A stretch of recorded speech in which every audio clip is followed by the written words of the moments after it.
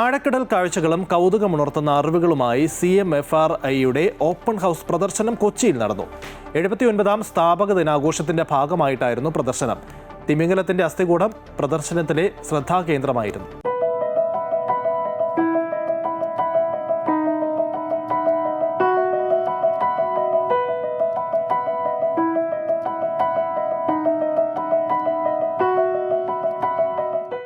CMFRIയുടെ 79ാം സ്ഥാപക ദിനാഘോഷത്തിന്റെ ഭാഗമായിട്ടായിരുന്നു കൊച്ചിയിൽ ഓപ്പൺ ഹൗസ് പ്രദർശനം സംഘടിപ്പിച്ചത്. അപൂർവ ശേഖരങ്ങളുള്ള മ്യൂസിയം, മറൈൻ അക്വേറിയം, വിവിധ ലബോറട്ടറികൾ തുടങ്ങിയവ സന്ദർശിക്കാനും വിദഗ്ധരുമായി ആശയവിനിമയം നടത്താനും എല്ലാവർക്കും അവസരമുണ്ടായിരുന്നു.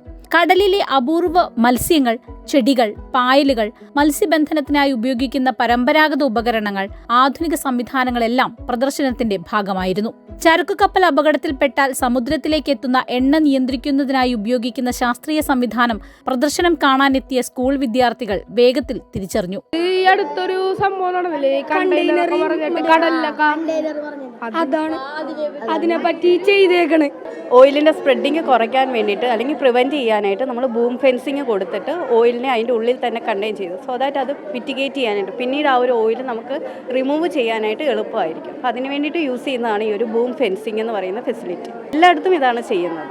PVC പോലുള്ള ഡ്യൂറബിൾ ആയിട്ടുള്ള ഫ്ലോട്ടിംഗ് ആയിട്ടുള്ള മെറ്റീരിയൽസ് യൂസ് ചെയ്താണ് ഈ ഒരു ഫെൻസ് മെയ്ഡ് ചെയ്യുന്നത്.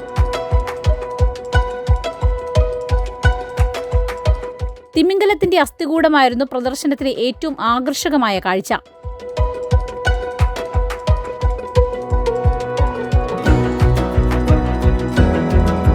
കോഴിക്കോട് അടിഞ്ഞ തിമിംഗലത്തിന്റേതായിരുന്നു അസ്ഥികൂടം. സ്കൂൾ വിദ്യാർത്ഥികളും ഗവേഷകരും അടക്കം നിരവധി പേർ പ്രദർശനം കാണാൻ എത്തിയിരുന്നു. നമ്മുടെ 2023 കോഴിക്കോട് കടൽ തീരത്ത് അടിഞ്ഞ ഒരു ബ്രൈറ്റ്സ് വെയിൽ കോഴിക്കോടുള്ള വെള്ളയിൽ ബീച്ചിൽ കുഴിച്ചെടുക്കുകയുണ്ടായി.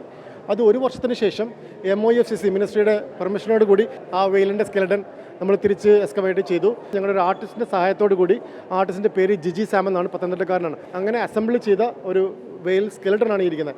14 മീറ്ററാണ് ഇതിൻ്റെ ലെങ്ത്.